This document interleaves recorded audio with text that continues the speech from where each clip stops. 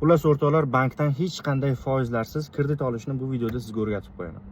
Umuman olganda bugungi kunda jamiyatimiz shunaqa rivojlanyaptiki, banklar shunaqa rivojlanyaptiki, zo'r eng qulay takliflarni berishyapti.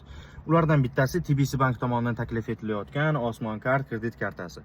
Bu karta sizga zudlik bilan pul kerak bo'lganda yoki qanaqadir noxush holat, qanaqadir zarur paytlar, yonib turgan paytlarda pul kerak bo'lganda siz uchun eng zo'r, eng qulay vosita bo'ladi. Buni nima uchun aytyapman? Shaxsan sinab ko'rganim uchun, shaxsan foydalanib ko'rganim uchun buni sizga ham tavsiya qilyapman. Bu qanaqa bo'ladi?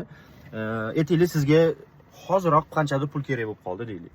Qayerdan topishni bilmayapsiz, kredit olgisi kelmayapti. Bunaqa paytda TBC bankning ilovasiga kirasiz, kredit kartalari bo'limiga kirasiz, kartadagi pul aylanmasini ko'rsatadi, sizga limit tasdiqlanadi. Aytaylik, har oy kartangizda 10 million pul aylansa, sizga bir 5 million limit tasdiqlandi deylik. Bu limit tasdiqlangandan keyin u limitni sizga kartaga pul ko'rinishida tashlab, sizga yetkazib berishadi. E'tiborga oling, yetkazib berishgacha bo'lgan barcha xarajatlar mutlaqo bepul.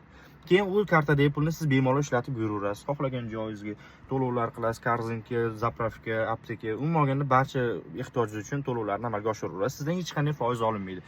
Faqatgina 55 kun ichida qaytarsangiz. Mabodo 55 kundan oshib ketsa, faqatgina ishlatilgan summaning o'ziga foiz hisoblanadi. Shunchaki ishlatib ko'ring, bepul, sizdan hech nima ketmaydi. Mabodo yoqmay qolgan taqdirda ham yana kartani bemalol yoporsangiz bo'ladi.